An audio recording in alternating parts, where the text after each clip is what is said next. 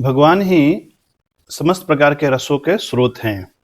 हमारे शास्त्रों में जो परम सत्य है, जिसकी अनुभूति ब्रह्म, परमात्मा एवं भगवान के रूप में की जाती है, जिसे भक्तजन हम कृष्ण के नाम से जानते हैं, कहा गया है रसो वै सह रस ही एवायम लब्धवा आनंदी भवती।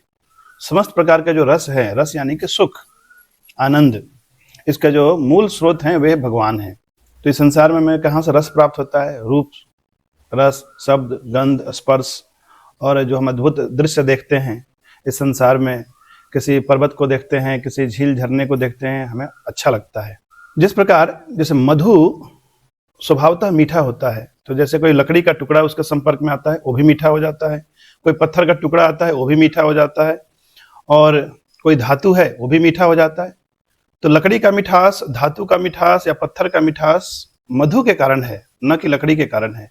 उसी प्रकार इस संसार में हम जहाँ कहीं कुछ अद्भुत अलौकिक चीजें देखते हैं, रसपूर्ण चीजें हमें अनुभव में आती है, वस्तुतः वो भगवान के कारण होती है। श्रीमद् भगवद गीता 10वें अध्याय के 41वें श्लोक में भगवान बताते हैं, यद यद विभूति मत सत्वम श्रीमद ऊर्जितम एव वा तत् एव गच्छतम मम तेजो अंश संभवम। इस संसार में जो भी बेस्ट चीजें हैं, कोई बहुत बलवान है, कोई बहुत ही धनवान है, कोई बुद्धिमान है, और किसी प्रकार से वो अद्भुत कार्य करने वाला है, तो उसके अंदर जो क्षमता है वो भगवान की क्षमता है, भगवान ने उसे प्रदान की है। तो जो भक्तगण होते हैं वे भगवान से आसक्त होते हैं, और जो भौतिकतावादी लोग हैं वही संसार के ही रूप, रस, गंध, शब्द, स्पर्श और अन्य चीजों से आसक्त हो जाते हैं। तो भक्त समस्त प्रकार के आनंद के स्रोत भगवान को जानते हैं, क्योंकि भगवान का ही आनंद, भगवान का ही ऐश्वर्य इस संसार में प्रकट हो रहा है। तो भक्ति योग के द्वारा हम भगवान का अपने जीवन में साक्षात अनुभव करते हैं। यानी हमें अपनी आंखों को बंद करने की आवश्यकता नहीं है, बल्कि हमें आंखों से भगवान के सौंदर्य को देखने की आवश्यकता है, कानों से भगवान की महिमा श्रवण करने की आवश्यकता है, मन से भगवान के सुंदर चरण कमलों का ध्यान करने की आवश्यकता है, चिंतन करने की आवश्यकता है।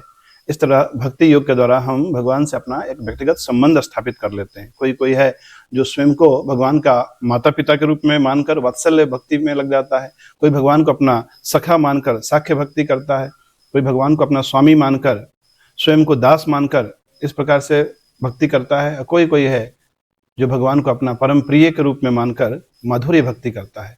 तो समस्त प्रकार के जो भक्ति है उनमें सर्वोपरि भक्ति है माधुर्य भक्ति, और श्री चैतन्य महाप्रभु ने हमें इसी भक्ति को प्रदान करने के लिए शिक्षाएं दी हैं। तो जहाँ भी हमें कुछ आनंद मिल रहा है, रस की अनुभूति हो रही है, तो हमें समझना चाहिए भगवान के द्वारा ही हमें प्रदत्त है, इसलिए हमें भगवान से आसक्त होना चाहिए, न कि इस संसार से। हरे कृष्णा।